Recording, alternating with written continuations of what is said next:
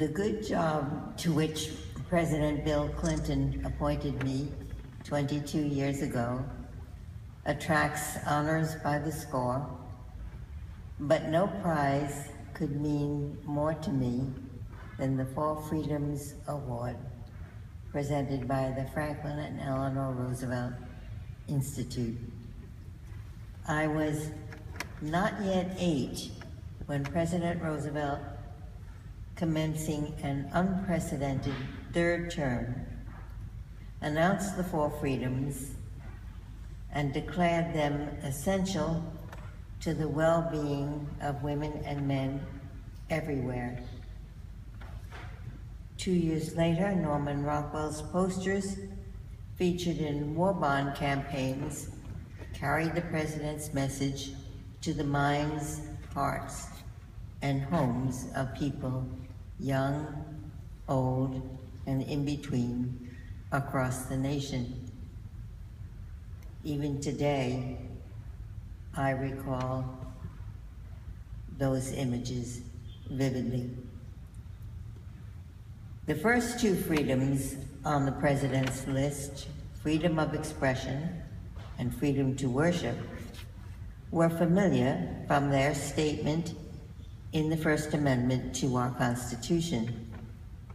The next two, freedom from want and freedom from fear, are goals President Roosevelt presented to be realized incrementally everywhere in the world. His words were a rallying cry against dictatorial governments and terrorism in all forms and for all times. Roosevelt reminded the nation that since the beginning of the USA, we have been engaged in a perpetual, mostly peaceful revolution, one that adjusts over time to changing conditions.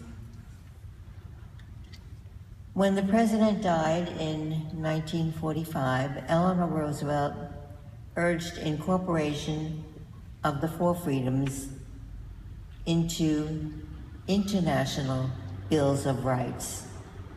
The Universal Declaration of Human Rights, adopted by the United Nations in 1948, and the follow-on UN covenants on civil and political rights and on economic, social, and cultural rights.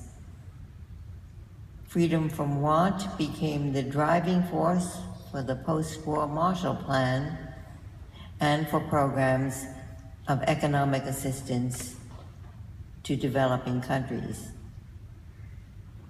When President Roosevelt spelled out the components of freedom from want in our own country, he listed first equality of opportunity. That ideal underlies Title VII of the Civil Rights Act of 1964, prohibiting discrimination in hiring, firing, and all terms and conditions of employment on the basis of race, religion, national origin, and sex. I count it my great good fortune to have been alive and law-trained in the 1960s and 1970s, when President Roosevelt's principles were vibrant in our land, inspiring the civil rights movement and the movement for recognition of the equal citizenship stature of men and women. More recently, those principles have inspired the movement for LGBTQ equality, a movement now progressing at an accelerated pace. May the Four Freedoms continue to chart our course as we strive constantly to form a more perfect union in the USA.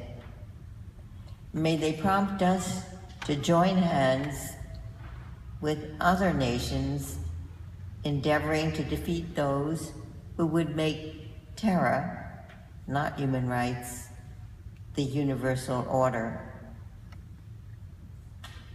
With huge appreciation for what this award represents, I thank the Roosevelt Institute for boosting my spirits just as the court embarks on the 2015 to 2016 term. Thank you.